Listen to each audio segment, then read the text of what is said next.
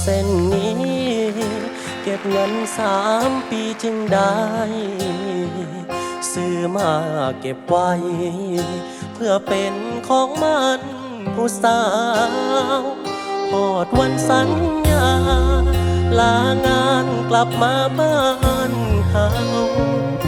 น้ำตาพังยาวผู้ข่าวว่าน้องแต่งงานหัวใจสถา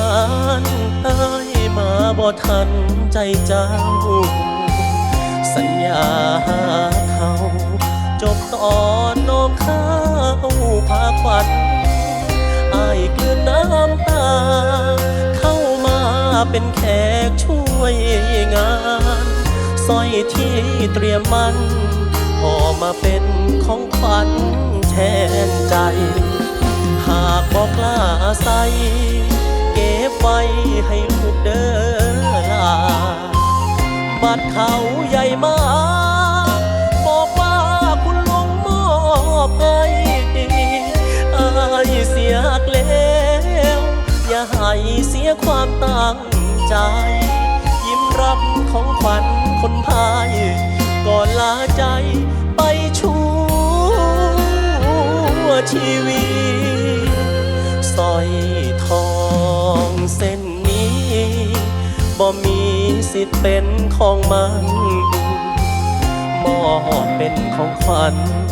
ช่วยงานแล้วอ้ายสิหนี้กระเป๋า1 ใบกลับไปสู้งานอีกทีจากบ้านวันนี้อ้ายบ่มี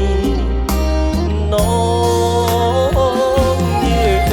นส่งทาง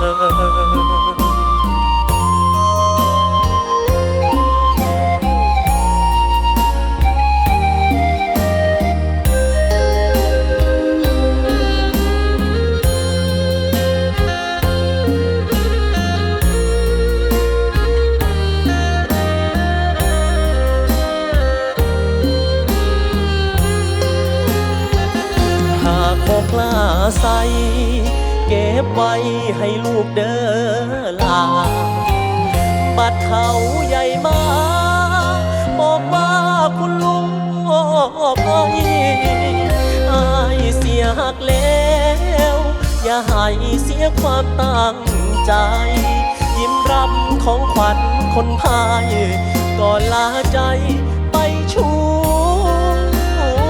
วชีวิตสร้อย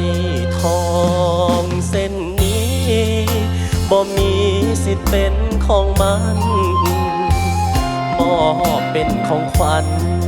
ช่วยงานแล้วอ้ายสิหนี้กระเป๋า1 ใบกลับไปสู้งานอีกทีจากบ้านวันนี้อ้ายบ่มี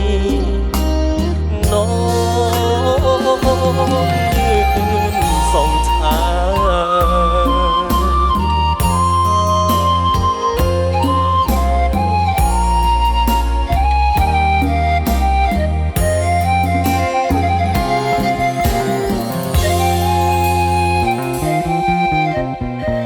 ขอบคุณครับ